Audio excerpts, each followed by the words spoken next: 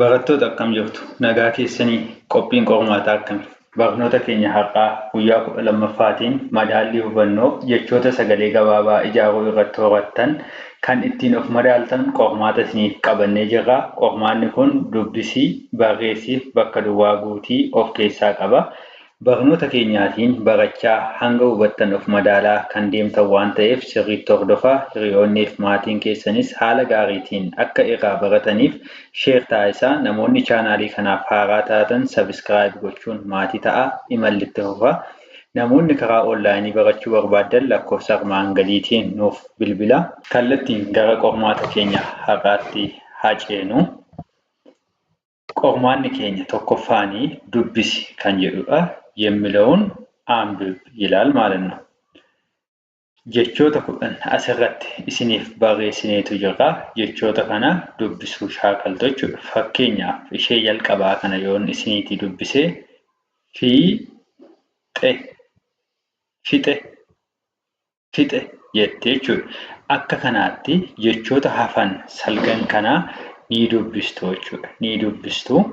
Sana booddee guyyaa borii immoo deebii qabanneetu isiniif dubbisna waan ta'eef kan isin dubbistanii fi kan nuyi dubbisne akka inni wal fakkaatu deebitanii kan itti ilaallattan ta'a jechuudha.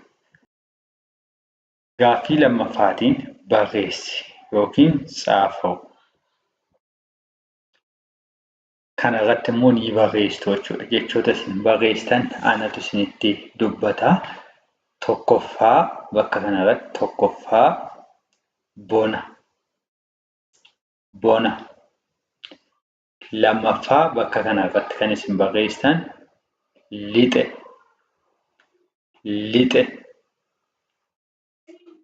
Sadaffaa irratti kan isin barreessitan gola.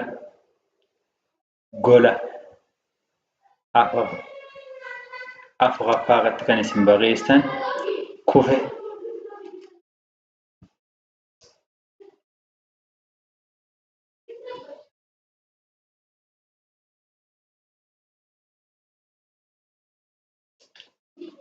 Afuraffaa irratti kan isin barreessitan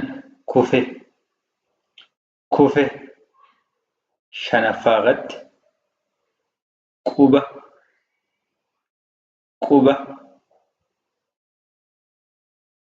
Ja'affaa irratti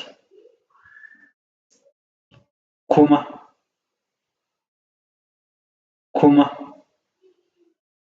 Torbaffaa irratti kute.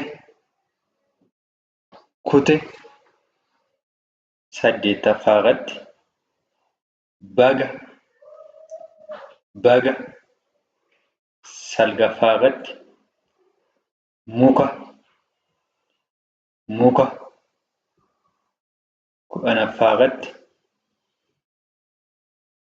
boca.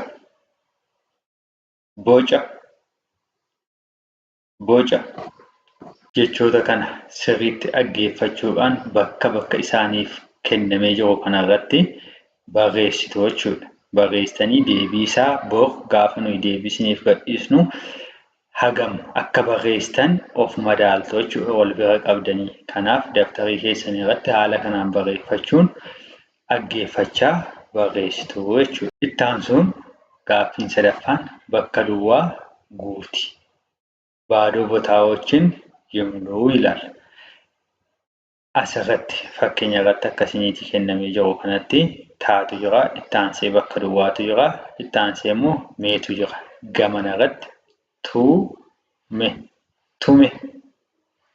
tume kan jettutu jirti jechuudha.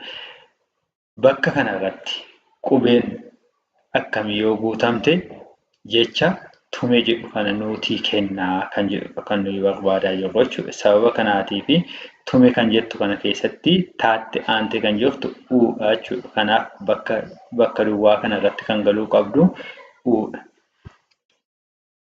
Kana jechuudha. Bakka duwwaa kana irratti yoo gashitan argattanii jirtu jechuudha. Haaluma kanaatiin gaaffii shanan armaan gadii kana irratti qubee keessaatii hafee laaltanii bakka duwwaa kana irratti guuttu jechuudha.